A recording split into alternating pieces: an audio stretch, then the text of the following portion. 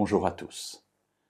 La Bible nous encourage à venir en aide à ceux qui sont dans le besoin et parfois de leur prêter de l'argent parce qu'ils en ont besoin pour s'en sortir.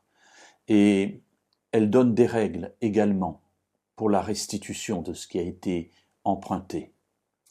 Et une de ces règles concerne la remise des dettes. Alors, pour un créancier, entendre parler de remise des dettes, ça fait mal aux oreilles. Mais c'était ce que Dieu avait prévu pour son peuple. Effectivement, tous les 7 ans, il y avait une année de remise de dette. C'est-à-dire celui qui devait quelque chose à quelqu'un, eh bien cette personne se devait de lui effacer la dette. Alors dans le livre du Deutéronome au chapitre 15, et nous lirons les versets 1 et 2 si vous le voulez bien. Au bout de 7 ans, tu observeras la règle de la remise. Et voici en quoi consiste la remise. Tout créancier qui aura fait un prêt à son prochain en fera la remise. Et il ne pressera pas son prochain et son frère quand on aura publié la remise en l'honneur de l'Éternel. Voilà, la 7e année arrive, il y aura bientôt la remise, donc je vais presser mon prochain pour qu'il me rembourse vite. Et ce qui est intéressant, c'est que ce passage nous dit que c'est la remise de l'Éternel. Et cela rejoint d'autres passages où il dit que celui qui prête aux pauvres prête à Dieu.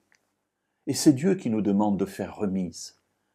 C'est-à-dire qu'au bout d'un temps, dans l'ancien Israël, c'était 7 ans, et peut-être pourrions-nous réfléchir à cela pour nous-mêmes.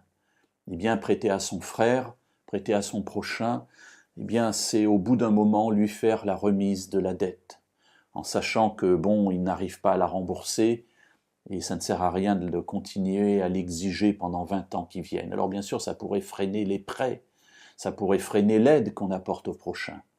Mais lorsque Dieu nous dit ici que c'est la remise en l'honneur de l'Éternel, donc à la fin de ce verset 2, eh bien il nous rappelle que lorsque l'on prête, on est généreux, et on est généreux comme Dieu l'est.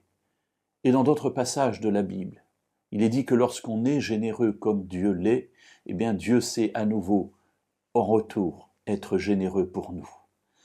Alors donner et parfois perdre, c'est en fin de compte amasser dans le ciel un trésor qui reflète auprès de nos contemporains la bonté dont Dieu nous a couverts dans notre propre vie.